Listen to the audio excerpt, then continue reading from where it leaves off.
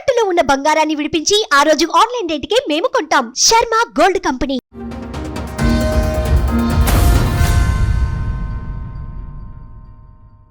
ఇరవై ఒకటిలో మ్యారేజ్ అయింది సెప్టెంబర్ టు డిసెంబర్ 27కి అదే ఇయర్ మేము ఇంట్లో నుంచి బయటకు వచ్చేసినాం. 3 monthsకే 3 monthsకే మా మ్యారేజ్కి ముందే మా హస్బెండ్ క్యారెక్టర్ బాగాలేని సంగతి నాకు చెప్పకుండా పెళ్లి చేశారనమాట. నా సెకండ్ మ్యారేజ్, ఆయనది సెకండ్ మ్యారేజ్.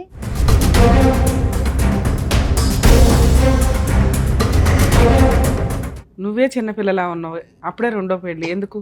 వాళ్ళు నేను వాడి దగ్గర ఉంటున్నా కానీ నా దగ్గర ఉండట్లేదు అనేసి ఆయన డైవర్స్ కోర్టులో కేసేసిండు అనమాట.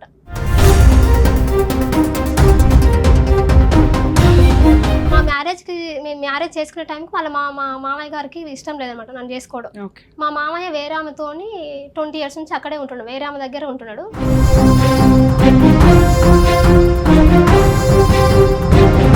మళ్ళీ రీసెంట్గా మళ్ళీ డిసెంబర్ నుంచి మళ్ళీ ఇంకొక అమ్మాయితో చాటింగ్ చేయడం, వీడియో కాల్స్ ఇది మాట్లాడడం.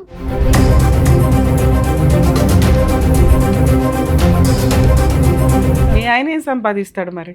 ఆయన సంపాదించిన మొత్తం ఆయన జలసాలకే సరిపోతాయి మేడం. ఆయనకి ఏమి కావాలంటే డ్రెస్సింగ్ స్టైల్ బాగుండాలి, ఆయన బండి నీట్గా ఉండాలి, ఆయనకు ఎవరో ఒకరు అమ్మాయి టైం పాస్ మాట్లాడుతూ ఉండాలి ఆయనకి.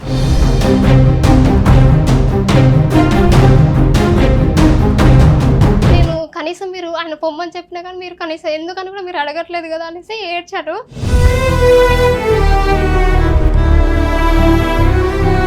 ఆయన చెప్పినా వినట్లేదు, నేను అందుకే వాడు వదిలేసిండు, నీకు పిల్లలు గారు ఏం గారు నువ్వు గొడ్రాలు అనేసి రివర్స్ నన్నే తీరుతున్నాడు ఆయన.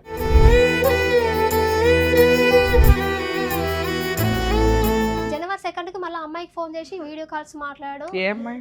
వేరే అమ్మాయితో మాట్లాడు. ఈ 4 సంవత్సరాల్లో మళ్ళీ ఇంకా అమ్మాయిలు ఉన్నారా? ఎంతమంది?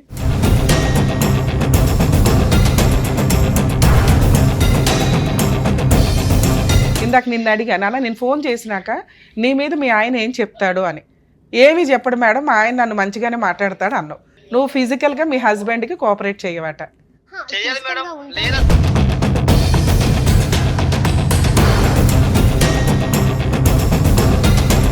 ఆ అమ్మాయి 2 ఎలిగేషన్స్ వేస్తుంది, ఈయనకి ఎక్స్ట్రా మ్యారిటల్ అఫైర్స్ ఉన్నాయండి, ఎప్పుడు ఎవరో ఒకరితో తిరుగుతానే ఉంటాడు అని. ఇక్కడ నుంచి బాగా చూసుకుంటావా అమ్మాయిని? ఈసారి మేము మా సుమన్ టీవీయే ఉంటుంది అమ్మాయి వెనకాల.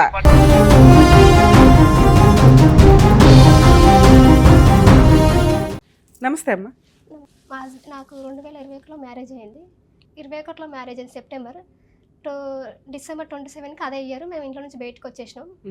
రీజన్ ఏంటంటే మా మ్యారేజ్ 3 monthsకే వాళ్ళ మా హస్బెండ్ వాళ్ళ తమ్ముడు ఉంటాడు, వాళ్ళ తమ్ముడు మా మ్యారేజ్ అయిన 3 times మ్యారేజ్ అయిన 2 monthsలోనే 3 times ఇంట్లో నుంచి బయటికి అనేసి వాళ్ళ అన్నని అన్నాడు అనమాట.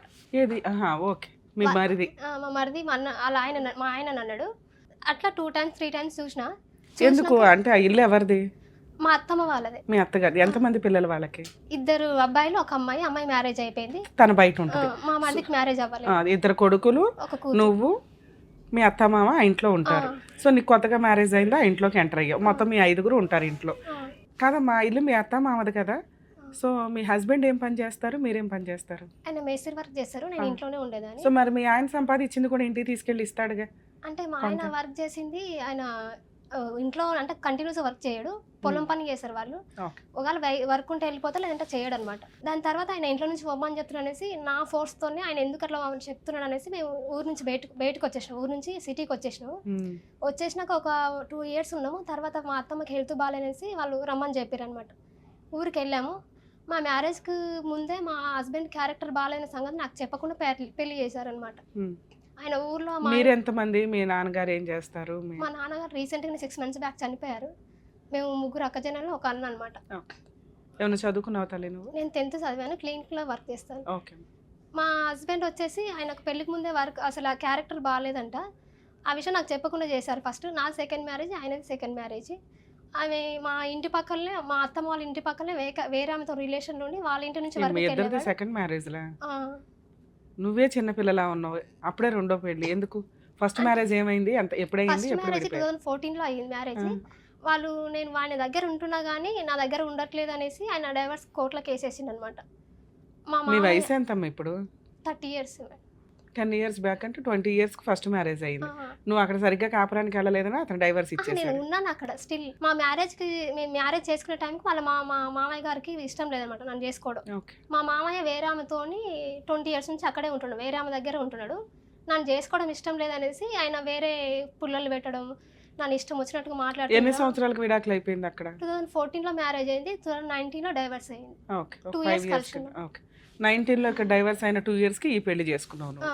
ఓకే అమ్మా. అయితే తర్వాత ఇతని పరిస్థితి ఏంటి? ఈయన పరిస్థితి క్యారెక్టర్ ఒక తాగర ఫస్ట్ వైఫ్ ఎందుకు వెళ్ళిపోయింది? ఫస్ట్ వైఫ్ తో పిల్లలు ఉన్నారా? లేరు మేడం. ఫస్ట్ వైఫ్ కు ఆమె క్యాన్సర్ వచ్చి ఆమె చనిపోయిందంట. ఓకే. అయితే ఆమె ఈయన మ్యారేజ్ ముందు ఒక ఆమెతో అంటే పక్కన ఉండేవాడు. ఆమెతో వాళ్ళ ఇంట్లోనే వర్క్ చేసి వాళ్ళతోనే ఉండేవాడు. వాళ్ళు ఈయనను వచ్చి వీళ్ళ పెళ్లికి ఒప్పుకోవట్లేనేసి వాళ్ళ అమ్మాయి వాళ్ళ పేరెంట్స్ వచ్చి వీళ్ళని కొట్టారంట అనమాట. కొడితే తర్వాత సంథింగ్ వీళ్ళకి కొంచెం రాషెస్ వచ్చి నేను ఒప్పుకోను అనేసి అంటే వాళ్ళ అమ్మాయికి వేరే మ్యారేజ్ చేసిండ్రు.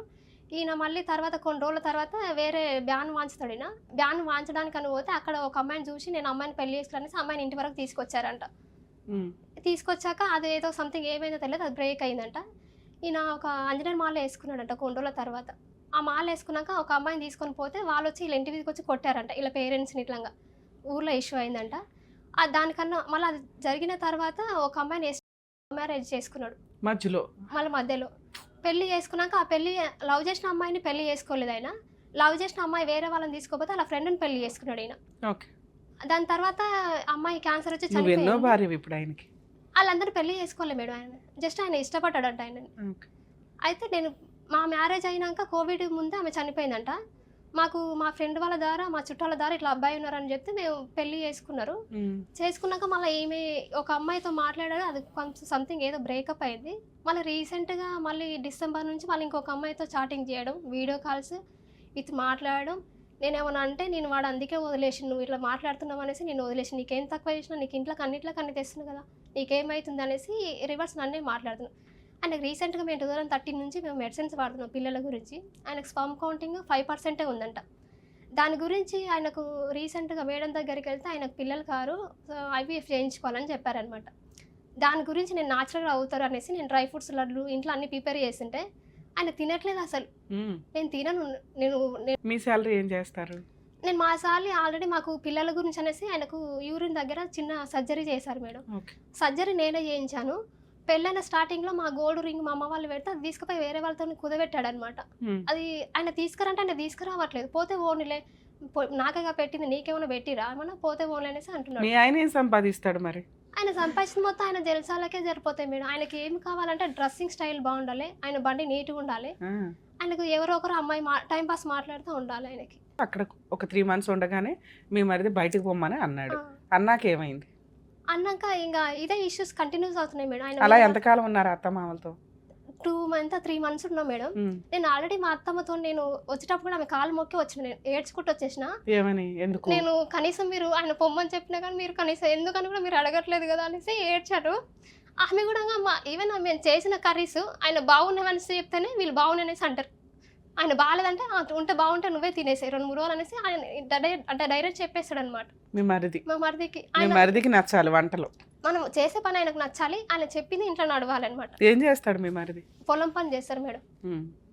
మీ ఆయన అన్న ఒక రకంగా ఇంటికి కొంచెం మీ మామగారి తర్వాత పెద్ద కదా, మీ ఆయనకి ఎందుకు ఆ పవర్స్ రాలేదు ఇంట్లో? పవర్స్ రాలేదంటే ఈయన వల్ల వాళ్ళు చాలా సఫర్ అయ్యారు అనేసి ఈయన గురించి పట్టించుకోవడం మానేసారు మేడం. నేను ఆల్రెడీ మా మరిదికి ఫోన్ చేసి రీసెంట్గా ఫోన్ చేశాను ఆయనకి, ఇట్లా చేస్తున్నాడు, నేను కంప్లైంట్ కూడా ఇచ్చిన. వాళ్ళు 2 times కౌన్సిలింగ్ ఇచ్చారు. సో మీరు 2021లోనే ఇంట్లో నుంచి బయటకు వచ్చి పంజగుట్ట వచ్చారు రావడమే? అంటే పంజగుట్లో నా వర్కింగ్, కాకపోతే మేము ఉండే తిలక్ నగర్ అనమాట. ఓకే. అట్లా ఉంటూ అప్పటి నుంచి ఇక్కడే ఉంటున్నారు హైదరాబాద్ లో? ఓకే. ఇక్కడే ఉంటున్నామా. ఆయన చెప్పింది వినట్లేదు మేడం, అసలు వినట్లేదు. 4 years 3 years అవుతుంది తల్లి. 4 years నుంచి ఇంతేనా? ఇంతే మేడం. ఆయన నన్నే మళ్ళీ పైగా ఏమంటాడు, నువ్వు గొడ్రాలివి, నీకు పిల్లలు గారు ఏం గారంటే ప్రాబ్లం ఉన్నది నీకు, నేను ఆల్రెడీ టెస్ట్ చేయించుకున్నా, నాకు ఎలాంటి ఇష్యూస్ లేదు, కాకపోతే నువ్వు కొంచెం వెయిట్ పెరగాలనేసి చెప్పారు.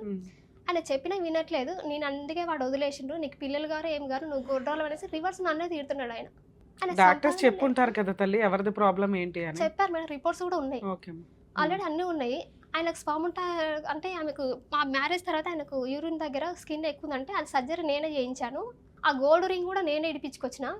ఇవి చిన్న చిన్న అప్పులు నేనే కడుతున్నా కానీ ఆయనకు ఏది నీకు వచ్చే 14,000 ఇన్ని మెయింటైన్ చేస్తున్నావా?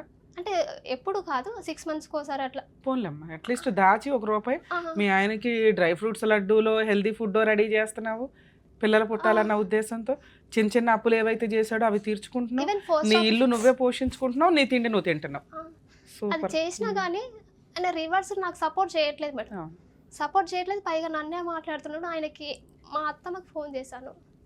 ఈ 4 years లో మీ అత్త వాళ్ళకి ఇన్ఫార్మ్ చేశారా ఈయన ఇలాగే ఉన్నాడు ఇక్కడ ఇట్లా ఉన్నాడు చెప్తే ఏమైనా పంచాయతీలు ఏమైనా జరిగినాయి? వాళ్ళు ఏం చెప్తున్నాడు, మా మరిది ఏం చెప్తున్నాడు అంటే వాని వల్ల నా పరువు పోయింది, ఇప్పుడు నేను వచ్చి మాట్లాడినా కానీ వాళ్ళ ముందు నేను తలదించుకోవాలి, నేను ఎవరి ముందు నేను తలదించుకోను, వాని వల్ల సస్సెస్ సావనులే నీకు నాకు కాదనేసి నువ్వు బయటకు వచ్చేసి ఎక్కడైనా బతకనేసి అంటున్నాడు ఆయన. మీ మరిదికి మ్యారేజ్ అయిందా? కాలేదు ఇంకా. ఎంత ఈ వయసు ఎంత మీ మరిది? 28, 29 ఉంటాయి మేడం. ఓకే. ఆయన రీసెంట్గా ఒక ట్రాక్టర్ తీసుకొచ్చుకున్నాడు 9 lakhs పెట్టి. మా పొలం కాకుండా వేరే వాళ్ళ పొలాలు 15 ఎకరాలు పట్టుకొని చేయించుకుంటాడు అనమాట. ఇదంతా చేసింది ఆయననే తీసుకుంటాడు, మాకు ఏ మాత్రం ఇవ్వడు. నేను ఇట్లా ఉంది సిచ్యువేషన్, నువ్వు కొంచెం విను, చెప్పింది విను, బాగుపడు, ఎందుకు అనవసరంగా వాళ్ళ ముందు నన్ను ఇజ్జత్ తీస్తున్నావు అనేసి. అంటే ఇంతకుముందు కాదు, ఆయన కష్టపడి ఆయన వాళ్ళ ఇంట్లో వాళ్ళ అమ్మ నాన్నకి ఇచ్చుకుంటాడు, మీకెందుకు ఇస్తాడు తల్లి? నాకు ఇవ్వని చెప్పట్లేదు మేడం. మాకేం ఇవ్వడం అన్నావు కదా, మనకెందుకు ఇస్తారు? 15 ఎకరాలు ఇంకోటి కౌలుకు చేసుకుంటున్నాడు, కష్టపడుతున్నాడు. ఆ బుద్ధి మీ ఆయనకు ఉండాలి. తమ్ముడే 15 ఎకరాలు చేస్తుంటే నేను 15 ఎకరాలు చెయ్యాలి కదా అని. అంటే వాళ్ళు ఏంటంటే ఈయన గురించి అసలు వీళ్ళు వాళ్ళ గురించి పట్టించుకోరు, ఈయన ఆయన గురించి పట్టించుకోరు మేడం. ఈయన వీక్లీ 6,000 వస్తుంది, ఆయన 6,000 మొత్తం అయిపోగొట్టి ఆయన రివర్స్ నన్నే అడుగుతాడు అమౌంట్. నాకు పెట్రోల్ పైసలే నాకు ఇవ్వనేసి అడుగుతాడు. నేను ఆల్రెడీ నేను 15 days నుంచి నేను హాస్టల్లో ఉంటున్నా. ఏదో వచ్చేసావా ఇంట్లో? వచ్చేసాను. ఎందుకు? ఏం జరిగింది లాస్ట్కి నేను కౌన్సిలింగ్ ఇప్పించాను. మళ్ళీ నేను January 2కి మళ్ళీ ఇది కౌన్సిలింగ్ డిసెంబర్లో జరిగింది. January 2కి మళ్ళీ అమ్మాయికి ఫోన్ చేసి వీడియో కాల్స్ మాట్లాడు. ఏ అమ్మాయి? వేరే అమ్మాయితో మాట్లాడు. ఈ 4 సంవత్సరాల్లో మళ్ళీ ఇంకా అమ్మాయిలు ఉన్నారా? ఎంతమంది? అంటే అమ్మాయి కంటిన్యూస్ ఒక అమ్మాయితో స్టాండర్డ్ గా ఉన్నాడు. ఎక్కడ దొరుకుతారు మీ ఆయనకి ఎంతమంది అమ్మాయిలు? వీళ్ళంతా లేబర్స్ మీరు, ఈయన వర్కింగ్ చేశారు కదా, లేబర్స్ అనమాట.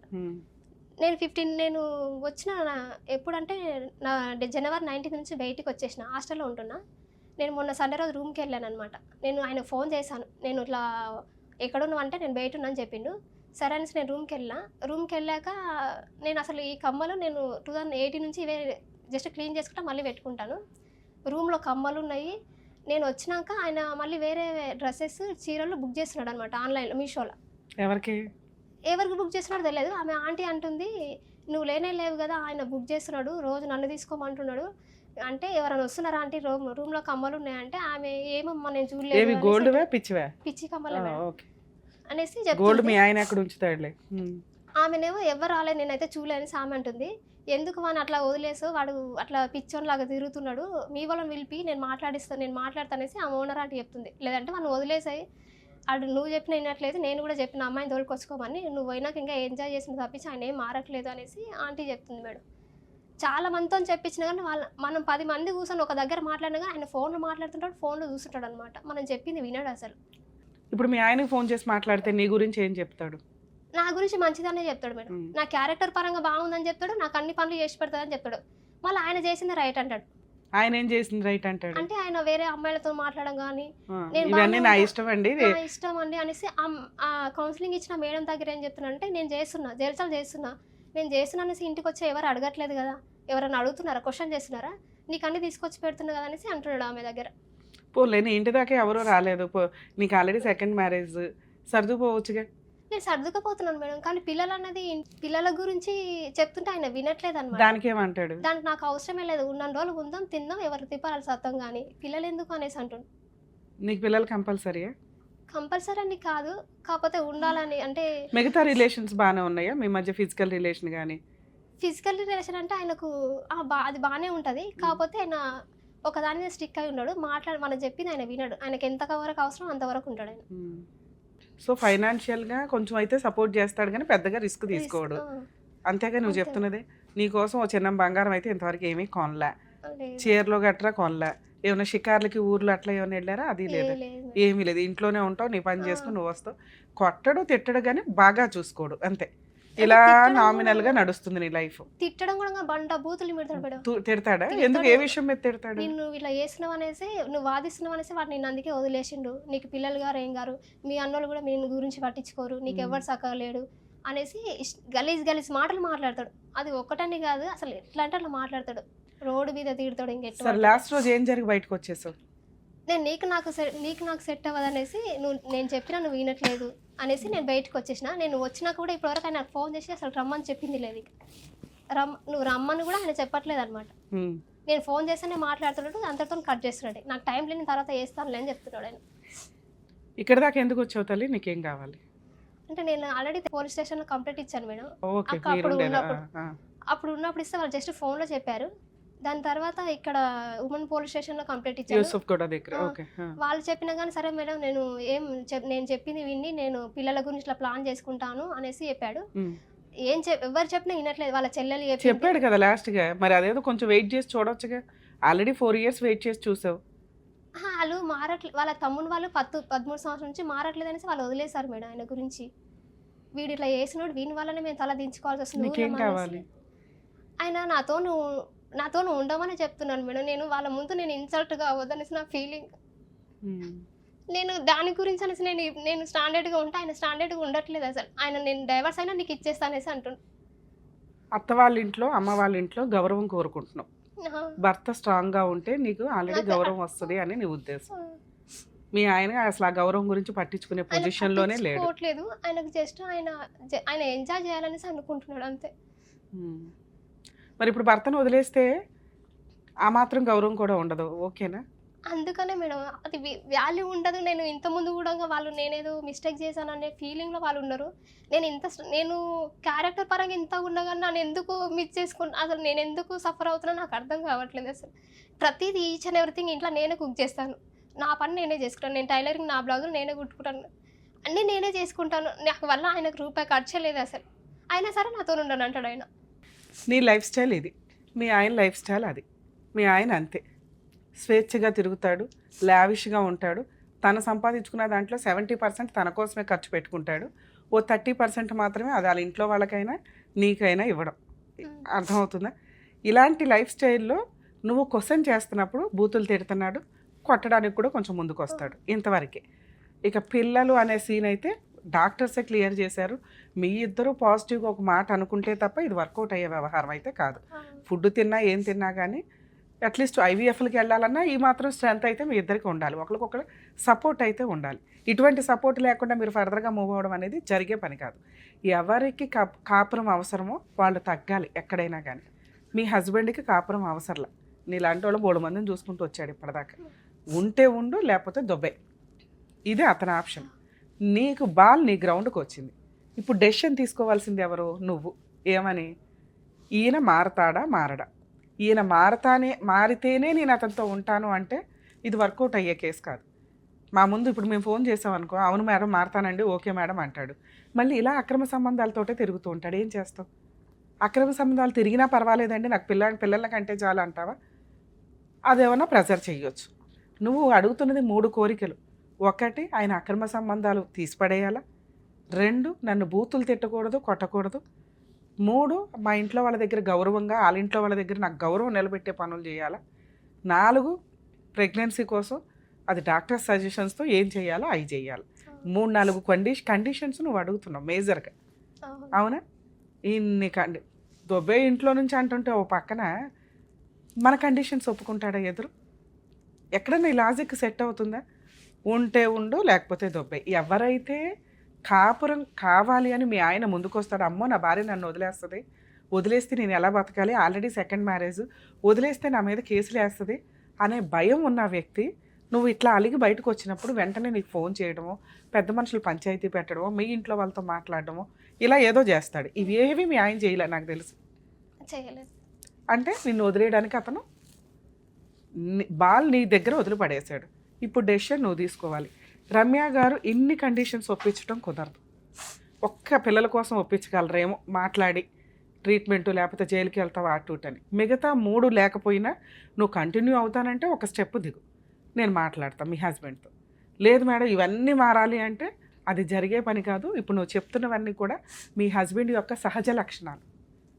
ఈ సహజ లక్షణాలు ఉన్న వ్యక్తిని కంటిన్యూ అవుతావా అంటే పిల్లల్ని కనేసి కంటిన్యూ అవ్వాలని చూడకండి. ఎందుకంటే జీవితంలో ఇంకా ఒకవేళ మళ్ళీ నువ్వు డెసిషన్ తీసుకుంటే ఆ పుట్టిన పిల్లలకి తండ్రి అనేవాళ్ళు ఉండరు. అర్థమవుతుందా? మరి ఒకసారి ఆలోచించుకో తల్లి.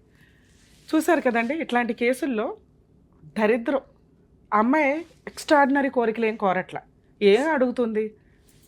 ఇన్లాస్ దగ్గర గౌరవం, తల్లిదండ్రుల దగ్గర, ఆ కుటుంబం దగ్గర ఆల్రెడీ 3 సిస్టర్స్, 1 బ్రదరు, ఆ కుటుంబంలో కనీసం సెకండ్ హస్బెండ్ అన్న పర్ఫెక్ట్గా ఉంటే కాస్త ఇలా షోల్డర్ ఎగరేసుకుని తిరగగలిగేంత సహజమైన హక్కు అడుగుతుంది. 90% జెంట్స్కి ఈ లాజిక్కే అర్థం కాదు. ఎప్పుడైతే భార్య మీ చుట్టాల దగ్గర వాళ్ళ చుట్టాల దగ్గర గౌరవంగా తిరగగలిగిద్దో ఆ రోజున ఇంటికి వచ్చిన రోజు చాలా రెస్పెక్ట్ తోటి భర్తని జీవితకాలం చూసుకుంటుంది. కానీ 90% జెంట్స్ చేసే పని ఏంటంటే జోక్స్ అన్నీ భార్య మీదే వేస్తారు. అది చుట్టాల దగ్గర ఫంక్షన్లకు వెళ్ళినప్పుడు ఎంత బాగా వంట చేసినా కూడా అవతల వంట ఆ ఒక్కరోజే తింటారేమో, మిగతా డేస్ అన్నీ ఇంట్లో భార్య చేసిన హెల్దీ వంటే తినాలి. కానీ కామెంట్ చేసే విధానంలో అరే ఈ వంట చేస్తే మా ఆవిడది అసలు తినలేము అనే జోక్స్ అనేది భార్య ఒక టాయ్ లాగా ఉంటుంది. ఇవి కొంచెం తగ్గించుకోండి. 2, తాగుడు, భార్యని బూతులు తిట్టడం కుటుంబ సభ్యుల దగ్గర, అది చాలా దారుణమైన పరిస్థితి. ఈ రోజున అవి సర్దుకోవడానికి ఏ అమ్మాయి రెడీగా లేదు. ఎగ్జాంపులే ఈ అమ్మాయి.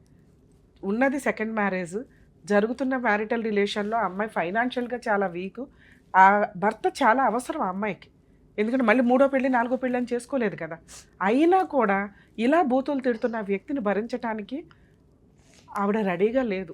ఏ స్త్రీ కూడా ఈ రోజున అంత నరకం పడుతూ ఉండడానికి రెడీగా లేరు. ఈ పాయింట్ కూడా జెంట్స్ కొంచెం రియలైజ్ అవ్వండి.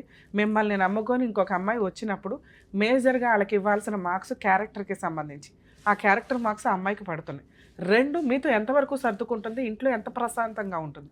ఆవిడ ప్రశాంతంగా ఉంచడం మన ఇష్టం, మన లాజిక్, మన లౌక్యం. ఇది వదిలిపడేసి నువ్వే ఉండాలి అంటే ఆ అమ్మాయి ఉన్నంతకాలం ఉంటుంది, మిగతాది క్వశ్చన్ చేస్తుంది. 3, క్యారెక్టర్. ఈ రోజున దరిద్రం ఏంటంటే ఎక్స్ట్రా మ్యారిటల్ అఫైర్స్ అనేది ఒక ఫ్యాషన్ అయిపోయింది. ఏమన్నా జబ్బులు వస్తే ఎవరు చూస్తారన్న కామన్ సెన్సే లేదు. అది లేడీస్ అయినా జెంట్స్ అయినా విచ్చలవిడిగా తిరుగుతున్నారు. దీని మీద ఖచ్చితంగా ఇంకొకసారి రీకలెక్ట్ చేసుకొని ఈ 497 అడల్టరీ సెక్షన్ని పెట్టాలి. ఎందుకంటే రెచ్చిపోయి సమాజంలో హక్కులాగా తిరుగుతున్నారు ఎక్స్ట్రా మ్యారిటల్ అఫైర్స్ ఉన్న వ్యక్తులు. ఎందుకంటే దానికి అరెస్టు లేదు, కేసులు లేవు, కనీసం దాని మీద ఫర్దర్గా మూవ్ అవ్వడానికి లేదు. వదులుకుంటే కాపురం వదులుకోవాలి తప్ప. ఇలాంటి ఒక పార్ట్నర్ జీవితకాలం కావాలి అనుకుంటే ముందు భార్యకి ఇంపార్టెన్స్ ఇవ్వండి. లేదు మేము స్వేచ్ఛా లైఫ్ తిరగాలి అనుకుంటే ఆ భార్యకి ఏదో ఒక ఫుల్ అండ్ ఫైనల్ సెటిల్మెంట్ చేసిన తర్వాత విడాకులు తీసుకున్నాక మీ వ్యక్తిగత స్వేచ్ఛ మీరు చూసుకోండి. అప్పుడు మిమ్మల్ని ఎవరు పాయింట్అవుట్ చేయరు.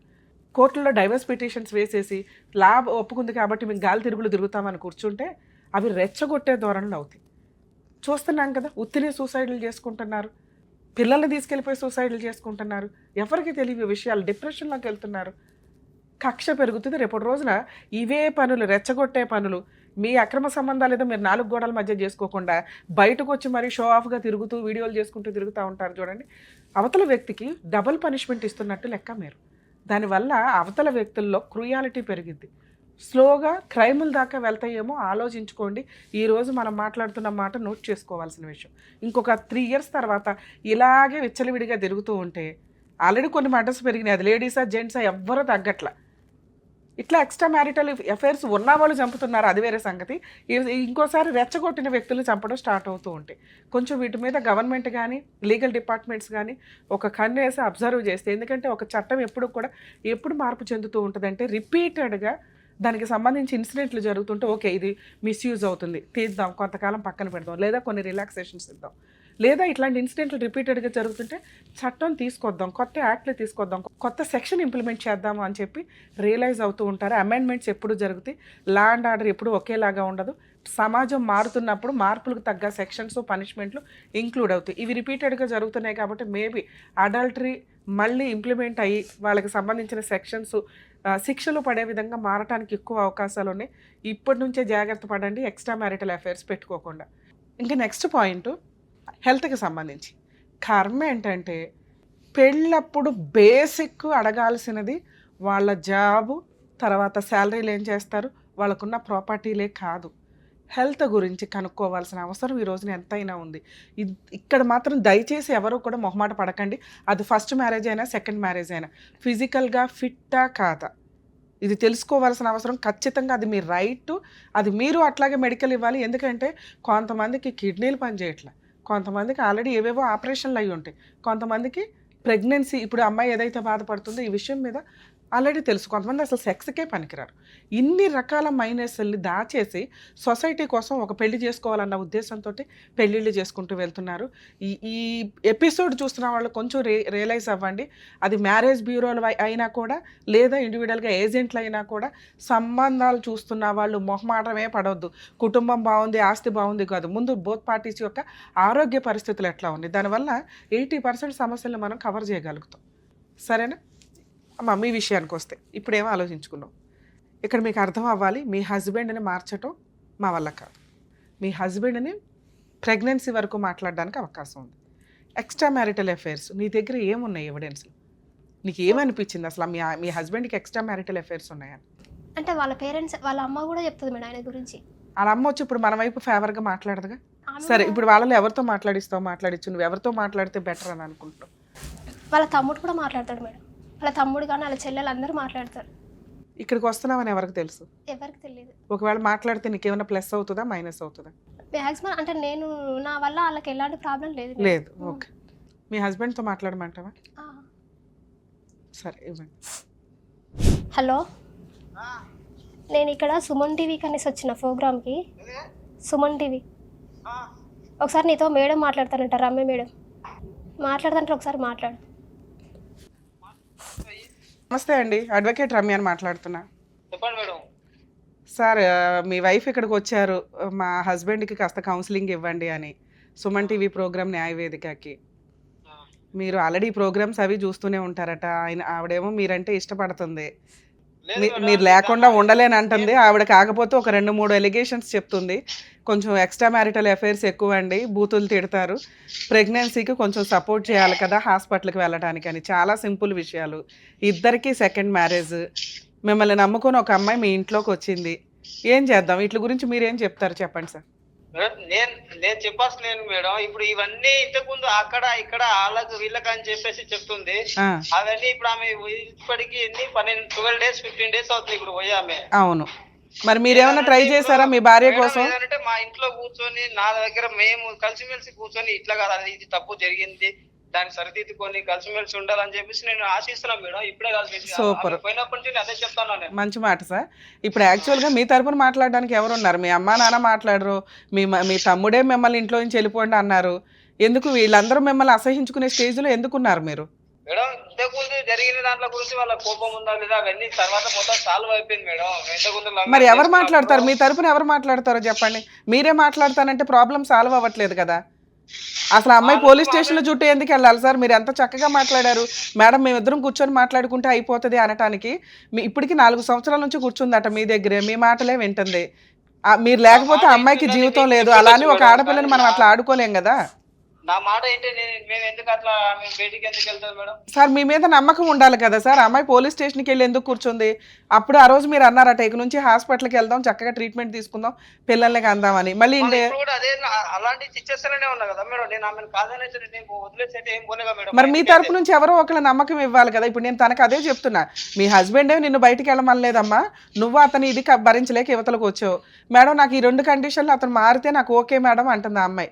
అదే మేడం, ఇప్పుడు ఆమె ఆల్రెడీ నా నుంచి ఎవరు సపోర్ట్ లేకున్నా నేను ఆమెకు నేను సపోర్ట్, ఆమెకు నాకు సపోర్ట్. Super sir. దేవేంద్ర గారు, మీరు ఇక్కడ ఉన్నా లేకపోయినా నేను అమ్మాయితో మీ తరపునే మాట్లాడా. మీకుండే ప్రాబ్లమ్స్ మీకు ఉంటాయి, కానీ ఒక స్త్రీగా ఒక భార్యగా అమ్మాయి మిమ్మల్ని ఏం అడుగుతుందంటే 2 కండిషన్లు. ఒకటి, ఆయన ఎక్స్ట్రా మ్యారిటల్ అఫైర్స్ తిరగకూడదు. దానికో మీరు అద్భుతమైన సజెషన్ ఇస్తున్నారట, నేను బయట తిరుగుతున్నాను ఎవరన్నా వచ్చి ఇంటికి వచ్చి అడిగారా అని. అలా కుదురుతుందా సార్? మీరు ఎక్కడన్నా తిరిగేస్తే తన భర్త తనకే సొంతంగా ఉండాలి కదా. నేను అలా చేయాలనుకుంటే నాకు న్యూ సెకండ్ మ్యారేజ్ అవసరం లేదు మేడం. సో మీకేమీ ఎక్స్ట్రా మ్యారిటల్ అఫైర్స్ లేవు అంటున్నారు మీరు.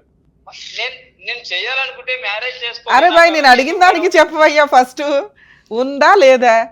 ఇప్పుడు నాకు అవన్నీ ఏమి లేవు మేడం. లేవు. నన్ను వింటున్నావు కదా, మీ హస్బెండ్ ఒప్పుకుంటున్నారు నాకు ఏ సంబంధాలు లేవని. ఉంటే ఈసారి మాకు చెప్పు.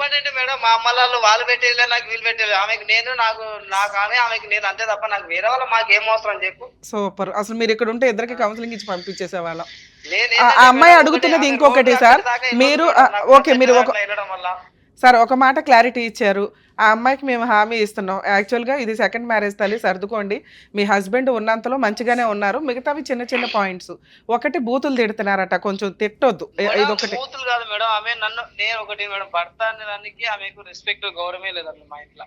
నేను చెప్తాను సార్, ఇప్పటి నుంచి నేను చెప్తాను. ఆ అమ్మాయి మా రెస్పెక్ట్ మధ్య గా ఎలాంటి ఉండాలి అంటే బాండింగ్ మనం ఆ అనేది రేంజ్ లో ఉండదు సింహాసనం మీద కూర్చోవాలి కదా. మీరు ఆ ఇంటి మహారాజు లెవెల్లో ఉండాలి కదా. ఇప్పుడు నేను ఒక మేడం అనుకోండి, అన్ని విధాలు అనుకుని చెప్తున్నా మేడం. ఇప్పుడు ఒక హస్బెండ్ వైఫ్ అంటే ఎట్లుంటారు మేడం ఇట్లా? నేను ఆమెతో ఉండకపోతే నేను బయట ఉండాలంటే నాకేమైనా అవసరమా? ఆమె దానికి అంగీకరించారు మేడం. అసలు అలాంటి విషయాలు మా మధ్యలో అసలు ఒక్క నిమిషం లైన్ లో ఉండండి సార్. బాండింగే జరగదు. ఒక్క నిమిషం లైన్లో ఉండి. నాన్న, మీ హస్బెండ్ ఒక ఎలిగేషన్ వేస్తున్నారు నీ మీద. ఇందాక నిన్ను అడిగా, నాన్న నేను ఫోన్ చేసినాక నీ మీద మీ ఆయన ఏం చెప్తాడు అని. ఏమీ చెప్పడు మేడం, మా ఆయన నన్ను మంచిగానే మాట్లాడతాడు అన్నావు. మీ ఆయన ఒక ఎలిగేషన్ వేసాడు నీ మీద. నువ్వు ఫిజికల్గా మీ హస్బెండ్కి కోఆపరేట్ చేయవట. చెయ్యాలి మేడం. లేదు అసలు ఉండండి సార్, అడుగుతున్నాను సార్. చెప్తున్నా నేను. అలాగే సార్, అడుగుతున్నాను. ఉండండి మీరు కూడా విందరు, ఉండండి. చెప్పమ్మా. ఆయన సర్జరీ చేయించినాక 6 months గ్యాప్ ఉండమన్నా, అది హీలింగ్ అవ్వడానికి. ఓకే. 6 months ఉండమన్నా. తర్వాత మేము హాస్పిటల్కి వెళ్ళే ముందు కూడా 3 months ఒకసారి, అంటే 3 days ఒకసారి సమ్ కౌంటింగ్ ఇవ్వాలన్నమాట ల్యాబ్.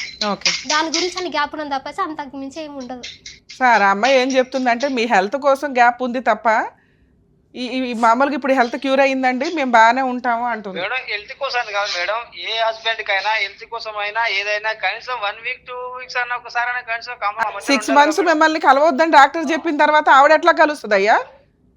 ఆమె అసలు మా మధ్యలో 1 month కూడా ఉండదు మేడం, చాలా డిఫరెంట్ ఉంటది. సరే, ఇప్పుడైతే ట్రీట్మెంట్ కోసమే కదా. ట్రీట్మెంట్ తర్వాత అసలు ఆ అమ్మాయికి కావాల్సిందే పిల్లలు అంటుందో పక్కన. మేడం మేము కలిసి బతకాలనుకుంటున్నాం మేడం. అనుకుంటున్నావు కానీ ప్రాబ్లం క్లియర్ అవ్వట్లేదు ఇక్కడ. ఒక పనికిమాలిన ఎలిగేషన్ వేసావు, ఆ అమ్మాయి దానికి కరెక్ట్ రీజన్ చెప్పింది. ఆ అమ్మాయి 2 ఎలిగేషన్స్ వేస్తుంది. ఈయనకి ఎక్స్ట్రా మ్యారిటల్ అఫైర్స్ ఉన్నాయండి, ఎప్పుడు ఎవరో ఒకరితో తిరుగుతూనే ఉంటాడు అని. అవి లేవని మీరు అన్నారు. రెండోది ట్రీట్మెంట్. డాక్టర్స్ దగ్గరికి వెళ్ళి ఐవీఎఫ్ ఏంటనే ఆల్టర్నేటివ్ ఏమైనా వెతకరా? అది చేయించుకోవాలి మేడం. మా దగ్గర మనీ అందుబాటులో మనీ అనేది చాలా ఇప్పుడు ప్రాబ్లం ఉంది, మనీ ప్రాబ్లం ఉంది. ఎందుకు మీరు బాగానే సంపాదిస్తారట కదా, సంపాదించిందంతా ఖర్చు పెట్టుకుంటున్నావు. లైఫ్ స్టైల్ అంతా చాలా లావిష్ గా ఉంటుందట. సరే, అమ్మాయికి ఏమన్నా బంగారం కొన్నారా సార్ ఇప్పటిదాకా? మేడం, ఆ అమ్మాయికి ఇంతవరకు చిన్న బంగారం కొన్నారా మీరు? ఎవరికి కొనాలా మేడం బంగారం? మీ భార్యకి. నా నుంచి బంగారం ఆశించాలా మేడం? మే ఇద్దరం వచ్చి కలిసి బతికితే అంతేగాని బంగారంతో నువ్వు తీసుకెళ్లిపోయి తాకట్టు పెట్టుకుంటావు. ఆ బంగారానికి ఏమో వాల్యూ ఉంది, నువ్వు మాత్రం ఓ చిన్న బంగారం కొనవా? ఏది మేడం, ఇప్పుడు మేము మంచిగా కలిసి బతికితే దాని అంతా అవే వస్తాయి మేడం. మరి ఇన్ని సంవత్సరాలు ఏం కొన్నావు? 4 సంవత్సరాల నుంచి మంచిగానే ఉన్నారుగా కలిసి. అది నేను అన్ని కట్టుకొని మనీ సమస్యలు అయితే ఉన్నాయి మేడం. ఎందుకంటే అవి కొంచెం అవన్నీ కొంచెం ప్రాబ్లమ్స్. బాబు, వీక్లీ 6,000 సంపాదిస్తావంట. వాళ్ళకి పెట్టేదేదో నీ భార్యకి పెట్టాలి కదయ్యా. మాకు అవన్నీ ఇప్పుడైతే ఏం లేవు మేడం. మేము అన్ని మానుకొని అవన్నీ సైలెంట్ ఉండి ఆమెతో మంచిగా ఉండాలని డిసైడ్ అవుతున్నాం. సరే, ఇప్పుడు మీ ఆవిడని నిన్ను నమ్మి పంపిస్తాను, ఒక 1 week 10 days చూస్తుంది. నువ్వు చెప్పిన మాటలన్నీ ఇంప్లిమెంట్ చేస్తావా మేడం? 1 week 10 days ఉండాలా మేడం? నేను ఇప్పటికే 12 days అవుతుంది. కాదు, ఇవాళే వస్తుంది అనుకో. ఇక్కడ నుంచి బాగా చూసుకుంటావా అమ్మాయిని? ఈసారి మేము మా సుమన్ టీవీయే ఉంటుంది అమ్మాయి వెనకాల. ఏమంటారు? మా అమ్మ నాన్న నాకు సపోర్ట్ ఇట్లా ఎవరు లేకున్నా సరే నేను ఆమెకు నేను ధైర్యం, నాకు ఆమె ధైర్యం. సూపర్. దేవేంద్ర గారు, ఇక్కడ నుంచి ఒక్క నిమిషం మేము చెప్పేది కూడా వినండి. ఆ అమ్మాయి ఇంకోసారి కష్టం అండి అని మా సుమన్ టీవీ దాకా వస్తే మా సుమన్ టీవీ సపోర్ట్ ఉంటుంది. మరి మీరు అమ్మాయిని బాగా చూసుకుంటారా ఇక నుంచి? 100% sure madam. Okay sir, okay, thank you అండి. నాన్న, మీ హస్బెండ్తో మాట్లాడాం కదా. మీ హస్బెండ్కి నువ్వు తప్ప గతి అయితే లేరు, కానీ నీకు ఇంకా ఛాన్స్ ఉంది. ఆలోచించుకో. ఆ వ్యక్తి వల్ల నీకు కష్టం అనేది ఒక 20-30%. సుఖం అయితే లేదు. ఓకే, సుఖం కావాలి అనుకుంటే ఇటు నుంచి ఇటే లీగల్గా వెళ్ళిపో, వదిలించుకో. యూజే లేదు అని అనుకుంటే అతని తరపున మాట్లాడడానికి ఎవ్వరూ లేరు. నువ్వు ఇలా వదిలేస్తే మళ్ళీ కుక్కలు చిమ్మిరిస్తారులాగా ఇంక అమ్మాయిలతో తిరుగుతూనే ఉంటాడు. ఏ హెల్త్ ప్రాబ్లం వస్తుందో ఆ తమ్ముడు పట్టించుకోరు, అమ్మా నాన్న పట్టించుకోరు. నీ వాల్యూ అతనికి తెలుసు, కానీ దాన్ని ఇంప్లిమెంట్ చేయలేకపోతున్నాడు. అంత మెచ్యూరిటీ లెవెల్స్ లేవు. ఇక భార్య నన్ను వదిలేస్తే అట్లా ఇప్పుడు 19 days ఉండలేకపోతున్నాడు. అర్థమవుతుందా? ఇంకో 2 నెలలు ఉన్నాడు అంటేనే ఆయనకు పిచ్చెక్కిపోద్ది ఒక రకంగా. నువ్వు అలవాటు అయిపోయావు అతనికి. కానీ ఎంత తగ్గాలి, ఆవిడ కోసం ఎంత మారాలి అని తెలియట్లేదు అతనికి. అర్థమవుతుందా? నీకు మెచ్యూరిటీ లెవెల్స్ ఉంటే ఇన్ని సంవత్సరాలు చూశాను కదా, ఇంకొక 6 నెలలు చూద్దాం. అని అనుకో. ఓకే, నువ్వు వెళ్తే ఈ 1 వీక్లో వెళ్తావో, మా టీం నీకు హెల్ప్గా ఉంది అని అనుకో. ఓకే, ఎందుకంటే ఆ మాట గట్టిగా చెప్పావు నీకు, మీ హస్బెండ్కి కూడా. అమ్మో ఏదైనా జరిగితే మళ్ళీ సుమన్ టీవీని కాంటాక్ట్ అవుతుంది, రమ్య గారు ఉన్నారు, అవసరమా నాకు అని మారటానికి ఏమన్నా అవకాశం ఉంది. డబ్బులా పెద్దగా ఏమి సంపాదించట్లా, ట్రీట్మెంట్ ఐవీఎఫ్ఎల్కి వెళ్ళే అంత సీన్ అయితే లేదు. ముందు ఇతను ఒక ఫ్రెండ్గా ఎంతవరకు నీకు కవర్ అవుతాడు, ఓ మంచి భర్తగా ఎంతవరకు నీకు రక్షణ కల్పిస్తాడు, ఇంతవరకు చూస్తాను అంటే ఒక 2-3 రోజుల్లో నువ్వు ఒక డెసిషన్ తీసుకొని వెళ్ళు. లేదు మేడం మాకు అవసరం లేదనుకుంటే లీగల్గా వెళ్ళిపోతాలి. పోలీస్ స్టేషన్కి వెళ్ళావు కదా, కౌన్సిలింగ్ అయిపోయింది, ఎఫ్ఐఆర్ అవుతుంది, ఛార్జ్ షీట్ ఫైల్ చేయించేసే. వాళ్ళకి ఏమైనా యాన్సిస్టర్స్ ప్రాపర్టీస్, వారసత్వ ఆస్తులు ఏమైనా పొలాలు ఉంటే క్లెయిమ్ చేసే రైట్స్ నీకుంటే ఇతనికి వచ్చే వాటాని. ఓకే, 2 సఖీ సెంటర్, నువ్వు ఎక్కడైతే ఇప్పుడు ఉంటున్నావో అక్కడ సఖీ సెంటర్ సికింద్రాబాద్లో ఉంది. మన జ్యూరిస్టిక్షన్ వరకు అమీర్పేట అట్లా మీరు ఏదైతే అంటున్నారో ఆ జ్యూరిస్టిక్షన్స్ అక్కడ నెట్లో కూడా కొడితే నీకు వచ్చేస్తుంది. అది పోలీసులను అడిగినా నీకు సఖీ సెంటర్ అడ్రస్ చెప్తారు, ఫ్రీ అడ్వకేట్ని పెడతారు, మంత్లీ 20,000 30,000 ఇంటీరియర్ మెయింటెనెన్స్ అడుగుతూ, ప్రాపర్టీ షేర్ అడుగుతూ, ప్రొటెక్షన్ అడిగి నీ పని నువ్వు చేసుకో. అతను ఏదైనా ఫుల్ అండ్ ఫైనల్ సెటిల్మెంట్కి వస్తే కొంత కాంపెన్సేషన్ తీసుకొని మ్యూచువల్ డైవర్స్కి వెళ్ళి ఇండివిజువల్గా నీ లైఫ్ నువ్వే ఆ చిన్న బంగారమో ఓ ఇదో కొనుక్కోగలవు. ఇది ఎంతవరకు బాగుంటుంది, మళ్ళీ నేను 3rd మ్యారేజ్కి వెళ్ళాలా, అతను ఎంతవరకు మంచోడు అవుతాడు, ఇది ఒక్కసారి నువ్వు ఇంటికి వెళ్ళి ఆలోచించుకో. ఇప్పుడు నేను చెప్పడం కదా, ఎందుకంటే నువ్వు అతనితో కలిసి ఉండడము విడిపోవడం నాకు ఈక్వల్గా అనిపిస్తుంది. ఇతనితో ఎక్కువ కష్టం ఉంటే తల్లి తక్కువ కష్టం బయటకు వచ్చే అంటాం, 2 ఈక్వల్గానే ఉన్నాయి. సో ఏది బెటరు, ఇంకొంచెం మార్క్స్ ఎక్కడ పడుతున్నాయి అనేది ఇంటికి వెళ్ళి చూసుకో. ఎందుకంటే నీ అవసరం నీకు ఇంపార్టెంట్, నీ ఫీలింగ్ నీకు ఇంపార్టెంట్.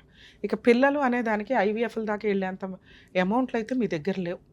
మీరిద్దరూ అన్యోన్యంగా ఉండి మేము ట్రీట్మెంట్ తీసుకోవాలనుకుంటున్నామండి అంటే అప్పుడు ఒక ఎపిసోడ్ చేసి మా వ్యూయర్స్ దగ్గర నుంచి హెల్ప్ అడుగుతాం. మీ ఇద్దరు 100% బాగున్నారు, పర్ఫెక్ట్ అని అనుకుంటే అప్పుడు రండి. అలాగే నువ్వు వెళ్ళావు, ఇంకొక ఛాన్స్ తీసుకున్నావు, నీకు అతనితో హ్యాపీ అనిపించలే, మా వాళ్ళకి ఫోన్ చేయండి, పోలీస్ స్టేషన్ ప్రొసీడింగ్స్ హెల్ప్ ఇప్పుడు ఏదైతే చెప్పామో అది చెప్తాం. ఓకేనా, ఆల్ ది బెస్ట్ నాన్న, జాగ్రత్త. కొన్ని సమస్యలు కొన్ని చోట్ల పరిష్కారం అవుతాయి అన్నట్లు పాపం పోలీస్ స్టేషన్లో అక్కడ కౌన్సిలింగ్ ఇచ్చినప్పటికీ కూడా అతని వాల్యూ ఈవిడ వాల్యూ అతనికి ఇంకా పూర్తిగా అర్థం కాలేదు. మనవంతు ప్రయత్నం మనం చేసాం, వాళ్ళు సక్సెస్ఫుల్గా వాళ్ళ మ్యారిటల్ రిలేషన్ కంటిన్యూ చేస్తారని ఆశిద్దాం. Thank you.